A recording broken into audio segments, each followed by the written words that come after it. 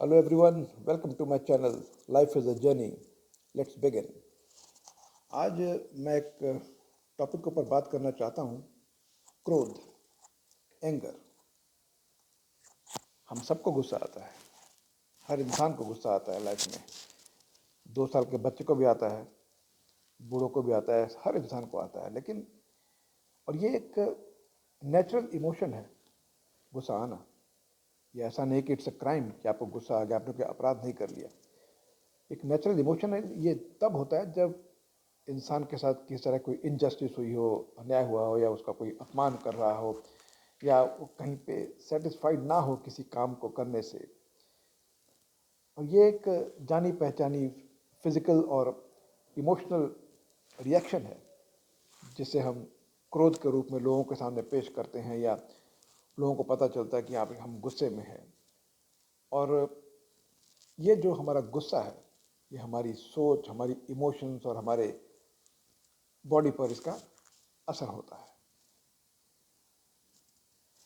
क्रोध तो कई वजह से आ सकता है। अगर आपको भी डेफिनेटली गुस्सा आया होगा, जैसे किसी ने आपको धोखा दे दिया है, या कोई इनजस्टिस हो गई है, या आपकी जो एक्सपेक्टेशन थी वो पूरी नहीं हुई हैं, तो भी गुस्सा आ जाता है, विच इज़ क्वाइट नेचुरल।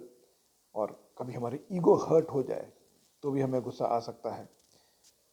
या बहुत हम थके हुए हैं, किस तरह कोई टेंशन है, इन बिटवीन हमें कुछ करने को पड़ रहा है और हो नहीं रहा है, रिजल्ट नहीं मिल रहा है, हमें संतुष्टि ना मिले, फिर भी हमें गुस्सा आ सकता है। तो ये सब चीज़ें क्रोध को जन्म देती हैं। But is anger justified? ये क्रोध जो है, क्या ये सही है? हमें क्या, how how do we justify कि हमें गुस्सा आया हुआ है? एक तो गुस्सा तब बहुत ही यूज़फुल होता है जब आप अन्याय के खिलाफ आवाज़ उठाने की ताकत महसूस करते हैं गुस्से से। तो ये बड़ा पॉजिटिव इम्पैक्ट है कि आप गुस्से में हैं और आप अन्याय के खिलाफ लड़ना चाहते हैं, you are raising a voice against injustice. तो ये तो बहुत सही है, that's a positive sign of anger. और सेल्फ डेवलपमेंट, खुद की इम्प्रूवमेंट किस तरह से करना चाहते हैं, उसके लिए आपको इंस्पिरेशन मिल रही है, और आप किसी न किसी प्रकार गुस्से को वहाँ पे आप सेंटर्ड करके यूज़ करना चाहते हैं टू ब्रिंग सेल्फ इम्प्रूवमेंट, तो ये भी एक पॉजिटिव साइन हो सकता है। लेकिन इसके नेगेटिव इम्पैक्ट्स भी हैं। अगर प्रॉपरली बैलेंस ना किया जाए, प्रॉपरली यूज़ ना किया जाए, और कहीं भी गड़बड़ हो जाए, बकबक करना शुरू हम कर दें, तो ये रिलेशनशिप में तनाव पैदा कर सकता है। हमारे रिश्तों में खटास ला सकता है, किसी के साथ, भाई बहन के साथ, दोस्तों के साथ, पड़ोसियों के साथ, जिनके साथ भी हम मिलते जुलते हैं उनके साथ। और 8 आउट ऑफ 10 टाइम्स ऐसा होता है कि जब गुस्से में होते हैं हम, तो हम कोई गलत फैसला कर लें, इसके चांसेस बहुत ज़्यादा बढ़ जाते हैं। ये एक दूसरा नेगेटिव साइड है जिसका तरफ हमें बहुत ध्यान देना पड़ेगा। और अगर हम बहुत ज़्यादा गुस्सा करते हैं, कुछ लोग आप देखिए थोड़ी थोड़ी बात में गुस्सा हो जाते हैं, चिल्लम चिल्ली चालू कर देते हैं, ये उनकी फिजिकल एबिलिटी के ऊपर, जो शारीरिक हमारी हेल्थ है, स्वस्थ है, उसके ऊपर असर पड़ सकता है। ब्लड प्रेशर की प्रॉब्लम हो सकती है, हार्ट डिजीज़ हो सकती है, मेंटल टेंशन हो सकता है। तो हमें ये सीखना पड़ेगा कि गुस्से को कंट्रोल कैसे करें। गुस्सा तो 100% आएगा सबको, मुझे भी आता है, आपको भी आया होगा, हर इंसान को आता है। तो एक तो ये कि गुस्से में हम अवॉइड करें कि कोई फैसला ना लें जो बाद में डिस्ट्रक्टिव बन के सामने आए, हमारा कोई रिलेशन टूट जाए, या हमें किसी तरह का नुकसान हो जाए, या हम किसी दूसरे को किसी तरह का नुकसान पहुंचा दें। दूसरा, we must learn how to forgive.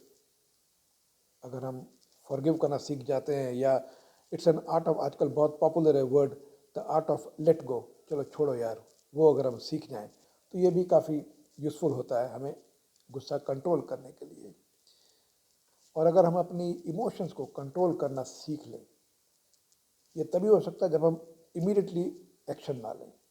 कई लोग होते हैं जैसे गुस्सा आया तुरंत बकबक चालू, और तुरंत ताबड़तोड़ फैसला कर दिया, वहाँ पे गलती होने के चांसेस ज़्यादा है। लेकिन अगर आप गुस्से में भी है, फिर भी अगर आप एक गहरी सांस लेकर थोड़ा सोचें बिफोर यू स्पीक समथिंग, कि आप क्या कहना चाह रहे हो, किससे क्या कहना चाह रहे हो, तो अगर आप अपने इमोशन को थोड़ा सा कंट्रोल करते हो, वो जो 8, 10, 15, 20 सेकंड आप अपने आप को देते हैं, that will help you control your emotions, और आपके जो सिलेक्शन ऑफ वर्ड्स होंगे it will not be that destructive, जहाँ आप किसी को उस लेवल तक हर्ट करें या रिलेशन को उस हद तक डैमेज करें जहाँ आपको बाद में पछताना पड़ सके। और भी है कि हमें सिचुएशन को समझना सीखना पड़ेगा। कई बार सिचुएशन आपके कंट्रोल के बाहर होती है, और ऐसी सिचुएशन में you just can't take a decision, you just can't be angry and you think कि भाई मैं बिल्कुल सही हूँ। तो क्रोध एक नेचुरल इमोशन जरूर है, जो पॉजिटिव और नेगेटिव दोनों तरह के पॉइंट्स मैंने अभी डिस्कस किए हैं, लेकिन हमें किसी तरह से कंट्रोल करने की कोशिश करनी चाहिए। हालांकि बहुत सारे लोग इसमें सफल नहीं होते हैं। एक बार मैं थोड़े दिन पहले एक बात पढ़ रहा था, छोटा सा आर्टिकल था। तो एक इंसान जाता है, एक संत के पास, पूछता है कि बाबा मुझे गुस्सा बहुत आता है, मैं क्या करूं? बाबा बोलते कि तुम्हें गुस्सा क्यों आता है? बोलता क्यों आता है मत पूछिए, कब आता है पूछिए। बोले ठीक है, कब आता है? बोले जब मुझ पे कोई इल्ज़ाम लगा देता है या कोई मेरे साथ अन्याय करता है। तो बोले फिर क्या होता है फिर? बोले तब मुझे लगता है कि वो गलत है और मुझे गुस्सा आ जाता है। तो बाबा ने उससे पूछा कि कभी तुमने ये सोचा कि वो सही भी तो हो सकता है? He has analyse you. कभी तुमने उससे पूछा है कि भाई तुम मुझे गलत बोल रहे हो कि मैं ये काम गलत कर रहा हूँ? Have you ever asked him कहाँ मैंने गलती की, क्या गलती की है मेरी? Have you ever tried to discuss with him? या सिर्फ तुम्हें गुस्सा ही आ जाता है या सुन के कि इसने तुम्हारी आलोचना कर दी और तुम्हें तुरंत गुस्सा आ गया? उससे डिस्कस करो, फाइंड आउट कि उसने अगर बोला कि ये काम तुम गलत कर रहे हो या तुम में ये खामियां हैं या तुम्हारी ये कमज़ोरी है, तो कभी तुमने उस विषय पर सोचा है? हैव यू एवर थॉट कि इसने मेरे जो कुछ लूज पॉइंट्स हैं इन्हें पिन पॉइंट किया है? Have you ever tried to fine tune those grey areas? बोला नहीं, मैंने कभी नहीं किया। बोला नेक्स्ट टाइम करो। अगर कोई तुम्हारी आलोचना, लास्ट टाइम तुम्हारी आलोचना कब हुई थी, कब गुस्सा आया था? बोले आज सुबह ही आया था। बोले ठीक है, घर जाओ और सोचो कि तुम्हारे उस दोस्त ने या रिश्तेदार ने, जिसने भी तुम्हें कुछ कहा है, जो भी कहा होगा तुम्हें याद तो जरूर होगा। बता बिल्कुल याद है। घर जाकर सोचो, देखो क्यों कहा, कैसे कहा, उसका क्या इम्पैक्ट है, how far he is right. और कहीं ना कहीं तुम्हारा कुछ ना कुछ तो दोष होगा उसमें, 10%, 20%, 25%। तो आपको एक अपॉर्चुनिटी दी गई है कि आप उस ग्रे एरिया को फाइन ट्यून करें रादर देन बीइंग एंग्री। तो मुझे ये सजेशन बड़ा अच्छा लगा। हालांकि बहुत ही छोटा 10-20 लाइन की ये बात थी। मैंने कहा वेरी गुड, ये तो बड़ी अच्छी बात है। तो इसी को जब मैंने सुना, पढ़ा मैंने, तो फिर मैंने सोचा कि एक क्रोध, एंगर के ऊपर भी एक मुझे छोटा सा वीडियो बनाना चाहिए और अपने विचार आपके साथ मुझे शेयर करने चाहिए।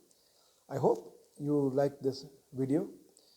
और अगर आपको कुछ लगता है कि मैंने गलत कहा है या इसमें और कुछ इम्प्रूवमेंट की जा सकती है, या एंगर मैनेजमेंट किस तरह से हैंडल होनी चाहिए, या आप कभी किसी तरह के क्रोध का शिकार बने हैं, अगर हाँ तो आपने उस सिचुएशन को किस तरह से हैंडल किया है, अगर आप ये सब बातें अपने आप से करें तो maybe you will find some solution, या आपको कुछ विचार मिले कि हाँ भाई यहाँ गलती थी, यहाँ मुझे सुधार करना चाहिए था, यहाँ मुझे इतनी जल्दी रिएक्ट नहीं करना चाहिए था। और अपने विचार अगर आप चाहें तो कमेंट सेक्शन में अपने मेरे साथ आप शेयर कर सकते हैं। आई बी मोर हैप्पी कि आपके अगर मुझे कमेंट्स मिलें, ताकि हम एक हेल्थी डिस्कशन इस्टेब्लिश कर सके एक दूसरे के बीच में। मैं कोई साइकोलॉजिस्ट नहीं हूँ, कोई बहुत बड़ा गुणी ज्ञानी नहीं हूँ जो आप लोगों के साथ ये सब चीज़ें शेयर कर रहा हूँ। मैं कुछ पढ़ता हूँ तो मुझे कुछ अच्छा लगता है, इम्प्रेस करता है मुझे। मुझे लगता है कि हाँ भाई ये कॉमन प्रॉब्लम हो सकता है हम लोगों का। फॉर एग्जांपल एंगर, ये बहुत कॉमन है, और आज के दौर में स्ट्रेस्ड लाइफ है, कट थ्रोट कंपटीशन है, गुस्सा हमें आना स्वाभाविक है। But then we have to learn how to manage that, how to control that area. तो मुझे लगा कि ये वीडियो मुझे बनाना चाहिए, इसके लिए मैंने ये वीडियो आपके सामने पेश किया है। आई होप आपको ये वीडियो पसंद आएगा। अगर आपको ये वीडियो अच्छा लगा है तो please press the like button, और ऐसे ही और वीडियोस देखने के लिए I request you to subscribe to my channel, ताकि जब मैं अगला वीडियो पोस्ट करूं तो आपको इसकी इत्तला मिल जाए। Thank you very much once again for watching this video. and do take very good care of yourself and have a great day.